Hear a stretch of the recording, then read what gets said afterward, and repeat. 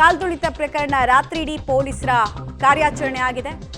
ಕೆಸಿಎನಲ್ಲಿದ್ದಂತಹ ಎಲ್ಲ ಕಾರ್ಯದರ್ಶಿಯಿಂದ ಹಿಡಿದು ಸಿಬ್ಬಂದಿಗಳು ಯಾರ್ಯಾರ ತಲೆಗೆ ಇದು ಬರ್ತಾ ಇತ್ತು ಅವರೆಲ್ಲರೂ ಕೂಡ ಎಸ್ಕೇಪ್ ಆಗಿದ್ದಾರೆ. ಸಿಎಂಎ ಬಹಿರಂಗವಾಗಿ ಹೇಳಿದ್ರಲ್ಲ ಎಲ್ಲರನ್ನೂ ಅರೆಸ್ಟ್ ಮಾಡಕ್ಕೆ ಹೇಳಿದ್ದೀನಿ ಅಂತ, ಆ ಸುಳಿವು ಸಿಗ್ತಾ ಇದ್ದ ಹಾಗೆ ಎಲ್ಲರೂ ಕಾಲ್ ಕಿತ್ತಿದ್ದಾರೆ ಅನ್ನೋದು ಗೊತ್ತಾಗ್ತಾ ಇದೆ. ಸಿಎಂ ಸೂಚನೆ ಕೊಟ್ಟ ಬೆನ್ನಲ್ಲಿ ಅಖಾಡಕ್ಕಿಳಿದ್ರು ಪೊಲೀಸರು. ನನಗೆ ಇಲ್ಲಿ ಒಂದು ಸರ್ಕಾರದ ಇಂಟೆಂಟ್ ಇಲ್ಲಿ ತನಕ ಅರ್ಥ ಆಗ್ತಾ ಇಲ್ಲ, ಅವ್ರ ಉದ್ದೇಶ ಅರ್ಥ ಆಗ್ತಾ ಇಲ್ಲ. ಯಾಕಂದ್ರೆ ಇಡೀ ಪ್ರಕರಣ ಆದ್ಮೇಲೆ ಅಸಹಜ ಸಾವು ಪ್ರಕರಣವನ್ನು ದಾಖಲಿಸ್ತಾರೆ, UDR ಅನ್ನು ದಾಖಲಿಸ್ಕೊಳ್ತಾರೆ. ಆಮೇಲೆ ನಾವೆಲ್ಲ ಯಾವಾಗ ಪ್ರಶ್ನೆ ಮಾಡ್ತೀವಿ, ಅದೇಂಗ್ UDR ಹಾಕಿದ್ರಿ, ಯಾರ್ದು ನೆಗ್ಲಿಜೆನ್ಸೇ ಇಲ್ವಾ, ಇಲ್ಲಿ ವ್ಯವಸ್ಥೆಯ ನಿರ್ಲಕ್ಷ್ಯದಿಂದ ತಾನೇ ಆಗಿದ್ದು ಅಂತ ನಾವು ಪ್ರಶ್ನೆ ಕೇಳಿದ್ಮೇಲೆ FIR ಹಾಕ್ತಾರೆ. ಅಂದ್ರೆ ಘಟನೆ ನಡೆದು 24 ಗಂಟೆಯ ಬಳಿಕ FIR ಆಗೋದು. ಸೊ ಟೈಮ್ ಕೊಟ್ಟಂಗಾಯ್ತಲ್ಲ, ಯಾರ್ಯಾರು ಕುತ್ತಿಗೆಗೆ ಬರುತ್ತೋ ಅವರೆಲ್ಲರೂ ಕೂಡ ಈಗ ಅಜ್ಞಾತವಾಸಕ್ಕೆ ಹೋಗ್ತಾರೆ.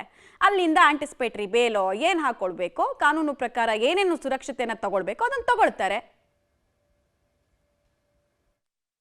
ಆಮೇಲೆ ನಾವು ತೆಗೆದುಕೊಂಡಿರ್ತಕ್ಕಂಥ ನಿರ್ಣಯ RCB ಮೇಲೆ ಮತ್ತೆ ಈವೆಂಟ್ ಮ್ಯಾನೇಜರ್ಸ್ DNA, ಆಮೇಲೆ ಕರ್ನಾಟಕ ಸ್ಟೇಟ್ ಕ್ರಿಕೆಟ್ ಅಸೋಸಿಯೇಷನ್ ಯಾರು ಇವುಗಳನ್ನು ಪ್ರತಿನಿಧಿಸ್ತಾರೆ ಅವರನ್ನು ಅರೆಸ್ಟ್ ಮಾಡಿ ಅಂತ ಹೇಳಿದ್ದೀನಿ.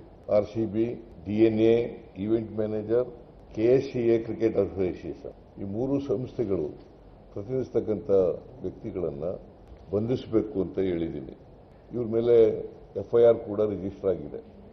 ಟ್ರಾಜಿಡಿಗೆ ಸಂಬಂಧಪಟ್ಟಂತೆ ಕ್ಯಾಬಿನೆಟ್ನಲ್ಲಿ ಚರ್ಚೆ ಮಾಡಿ ಈ ಮೂರು ಸಂಸ್ಥೆಗಳನ್ನು ಯಾಕೆ ನಾವು ದಸ್ತಗಿರಿ ಮಾಡಿ ಅಂತ ಹೇಳಿ ಡೀಟೇಲ್ಸ್ ಕೊಡ್ತಾರೆ ಮುರಳಿ. ನೆನ್ನೆನೆ ನಮಗೆ ಅನುಮಾನ ಆಯಿತು, ಯಾಕಂದ್ರೆ ಇಷ್ಟು ದೊಡ್ಡ ಅನಾಹುತ ಆಗಿದೆ, ಕನಿಷ್ಠ ಪಕ್ಷ FIR ನ ಆರಂಭಿಕ ಹಂತದಲ್ಲಿ ಮಾಡೋದಕ್ಕೆ ಹೋಗಲ್ಲ, ಅದ್ರ ಬದಲು UDR ಅನ್ನ ದಾಖಲಿಸ್ತಾರೆ ಪೊಲೀಸರು. UDR ದಾಖಲಿಸಿ ಅಂತ ಇನ್ಸ್ಟ್ರಕ್ಷನ್ ಎಲ್ಲಿಂದ ಬಂತು ಅಂತ ನಾವೇನು ಬಿಡಿಸಿ ಹೇಳಬೇಕಾಗಿಲ್ಲ, ಜನ ಅಷ್ಟು ಅರ್ಥ ಮಾಡ್ಕೊಳ್ತಾರೆ. ನಾವು ಆಮೇಲೆ ಮಾಧ್ಯಮದವ್ರ ಪ್ರಶ್ನೆ ಕೇಳಿದ್ಮೇಲೆ ಅವ್ರು FIR ದಾಖಲಿಸಬೇಕು ಅಂತ ಅವ್ರಿಗೆ ಜ್ಞಾನೋದಯ ಆಗುತ್ತೆ. ಸೊ ತಪ್ಪಿಸ್ಕೊಳ್ಳೋದಕ್ಕೆ ಕಂಪ್ಲೀಟ್ ಆಗಿ ಟೈಮ್ ಕೊಟ್ಟರು. ನೀವು ಲೀಗಲ್ ಪ್ರೊಟೆಕ್ಷನ್ ಅನ್ನ ಅಪ್ಸ್ಕೊಂಡಾಗಿ ತಗೊಳ್ಳಿ, ಅಲ್ಲಿ ತನಕ ನಿಮ್ಮನ್ನೇ ನಾವು ಮುಟ್ಟಕ್ಕೆ ಹೋಗಲ್ಲ, ನೀವು ಸತ್ತಂಗ್ ಮಾಡಿ ನಾನು ಅತ್ತಂಗ್ ಮಾಡ್ತೀನಿ ಅನ್ನೋ ನಿಟ್ಟಿನಲ್ಲಿದೆ ಈ ಕ್ರಮ.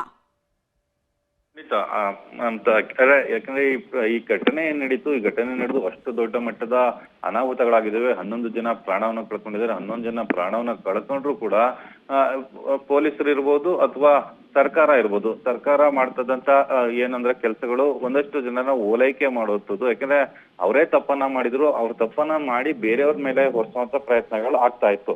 ಯಾಕಂದ್ರೆ 11 ಜನ ಸಾವಾದ್ರೂ ಕೂಡ ಅಸಹಜ ಸಾವು ಅಂತ ಹೇಳಿ ಒಂದು ಪ್ರಕರಣವನ್ನ ದಾಖಲನ್ನ ಮಾಡ್ತಾರೆ. ಅಸಹಜ ಸಾವು ಅಂದ ತಕ್ಷಣ ತಹಶೀಲ್ದಾರ್ಗೆ ಒಂದು ಮ್ಯಾಜಿಸ್ಟ್ರೇಟ್ ವರದಿಯನ್ನ ಕೊಡಬೇಕು. ಮ್ಯಾಜಿಸ್ಟ್ರೇಟ್ ವರದಿಯನ್ನ ಕೊಟ್ಟು ಅದನ್ನ ಮುಚ್ಚಾಕುವಂತ ಒಂದಷ್ಟು ಕೆಲಸ. ಆದ್ರೆ ಅದರಲ್ಲಿ ನೆಗ್ಲಿಜೆನ್ಸ್ ಇರ್ಬೋದು ಅಥವಾ ಬೇರೆ ಯಾವುದೇ ರೀತಿಯ ಸೆಕ್ಷನ್ಗಳನ್ನು ಕೂಡ ಅವರು ಆಡ್ ಆನ್ ಮಾಡಿರ್ಲಿಲ್ಲ. ಯಾವಾಗ ಮಾಧ್ಯಮಗಳಲ್ಲಿ ನಿರಂತರವಾಗಿ ಪ್ರಶ್ನೆಗಳಾಯ್ತು, ಒತ್ತಡಗಳಾದ ಬಳಿಕ ಒಂದು FIR ಅನ್ನ ಪ್ರತ್ಯೇಕವಾಗಿ ಒಂದು FIR ಅನ್ನ ದಾಖಲು ಮಾಡ್ಕೊಳ್ತಾರೆ. FIR ಅನ್ನ ದಾಖಲು ಮಾಡಿ ಇನ್ನೊಂದು ಪ್ರಮುಖವಾದ ಅಂಶ ಇಲ್ಲಿ ಹೇಳ್ಬೇಕಾಗಿರುವಂತದ್ದು, CM ಅವರು ಬಹಿರಂಗ ಸುಳಿವನ್ನ ಕೊಟ್ಟಿರುವಂತದ್ದು. ಆಯ್ತು, ಪೊಲೀಸರ ಕಾರ್ಯಾಚರಣೆಯನ್ನ ಮಾಡ್ಲಿಕ್ಕೆ ಹೇಳಿದೀನಿ, ಪೊಲೀಸರು ಯಾವ ರೀತಿಯಲ್ಲಿ ಕಾನೂನಾತ್ಮಕ ಕ್ರಮವನ್ನ ತೆಗೆದುಕೊಳ್ತಾರೆ ಅಂತ ಹೇಳಿ ಸುಮ್ಮನಾಗಿದ್ರೆ ಸರಿ ಹೋಗ್ತಾ ಇತ್ತು. ಅದನ್ನ ಬಿಟ್ಟು ಬಂಧನ ಮಾಡ್ಲಿಕ್ಕೆ ಸೂಚನೆ ಕೊಟ್ಟಿದ್ದೀನಿ ಅಂತ ಹೇಳಿ ಒಂದು ಸುಳಿವನ್ನ ಕೊಡ್ತಾರೆ. ಇಲ್ಲಿ ಯಾರನ್ನ ಓಲೈಸ್ಲಿಕ್ಕೆ ಅಥವಾ ಯಾರನ್ನ ಬಚಾವ್ ಮಾಡ್ಲಿಕ್ಕೆ CM ಅವರು ಪ್ರಯತ್ನವನ್ನ ಮಾಡ್ತಾ ಇದ್ರು ಅನ್ನೋದು ಸ್ಪಷ್ಟವಾಗಿ ಗೊತ್ತಾಗ್ತಾ ಇದೆ. ಯಾಕಂದ್ರೆ ಎಲ್ಲರೂ ಕೂಡ ದೊಡ್ಡ ವ್ಯಕ್ತಿಗಳು, ಶ್ರೀಮಂತರು, ಅವ್ರಿಗೆಲ್ಲ ರಾಜಕೀಯ ಬಲ ಮತ್ತು ಹಣ ಬಲ ಇರುವಂತವ್ರು, ಅಂತವರನ್ನ ಬಚಾವ್ ಮಾಡುವಂತ ಒಂದಷ್ಟು ಕೆಲಸಗಳಾಗಿದ್ದಾವೆ. ಈಗ ಕೆಳ ಹಂತದವ್ರನ್ನ ಮಾಮೂಲಿ ಸುನಿಲ್ ಮ್ಯಾಥ್ಯೂ ಇರ್ಬೋದು, ಕಿರಣ್ ಇರ್ಬೋದು, ಸುಮಂತ್ ಇರ್ಬೋದು, ಈಗ ಟಿಕೆಟ್ ಅನ್ನ ತೆಗೆದುಕೊಂಡು ಯಾರು ಬರ್ತಾರೆ ಅವರನ್ನ ಕೂರಿಸುವಂತ ಕೆಲಸ ಮತ್ತು ಟಿಕೆಟ್ ಅನ್ನ ಹಂಚಿಕೆ ಮಾಡುವಂತ ಕೆಲಸವನ್ನ ಮಾಡ್ತಿದ್ದಂತವ್ರು ಅಂತವ್ರನ್ನ ಬಂಧನಕ್ಕೊಳಪಡಿಸಿದ್ರೆ ಅವ್ರನ್ನ ಕರ್ಕೊಂಡೊಂದು ವಿಚಾರಣೆಯನ್ನ ಮಾಡ್ತಿದ್ದಾರೆ. ಅದನ್ನ ಬಿಟ್ಟು ಅದಕ್ಕೆ ಮೂಲ ಮಾಲೀಕರು ಯಾರಿದ್ರು ಅವ್ರನ್ನ ಯಾರು ಕೂಡ ಬಂಧನಕ್ಕೊಳಪಡಿಸ್ಲಿಕ್ಕೆ ಸಾಧ್ಯ ಆಗಿಲ್ಲ. ಪೊಲೀಸರ ಕಾರ್ಯಾಚರಣೆಯನ್ನ ಮಾಡಿದ್ದಾರೆ. ಆದ್ರೆ ಅವ್ರೆಲ್ಲರೂ ಕೂಡ ನಿನ್ನೆ ರಾತ್ರಿ ಎಸ್ಕೇಪ್ ಆಗಿರೋ ಹಿನ್ನೆಲೆಯಲ್ಲಿ ಯಾರು ಕೂಡ ಪೊಲೀಸರ ಸಂಪರ್ಕಕ್ಕೆ ಸಿಗ್ತಾ ಇಲ್ಲ. ಇನ್ನೊಂದಷ್ಟು ಜನ ವಿಚಾರಣೆ ಬರುವಂತದಿರ್ಲಿ, ಅವರನ್ನ ಸಂಪರ್ಕ ಮಾಡ್ಲಿಕ್ಕೂ ಕೂಡ ಅಂದ್ರೆ ದೂರವಾಣಿ ಮೂಲಕ ಸಂಪರ್ಕ ಮಾಡ್ಲಿಕ್ಕೂ ಕೂಡ ಸಾಧ್ಯ ಆಗದೆ ಇರುವಂತದ್ದು ದುರಂತದ ಸಂಗತಿ ಆಗಿರುವಂತದ್ದು. ಮಮತಾ.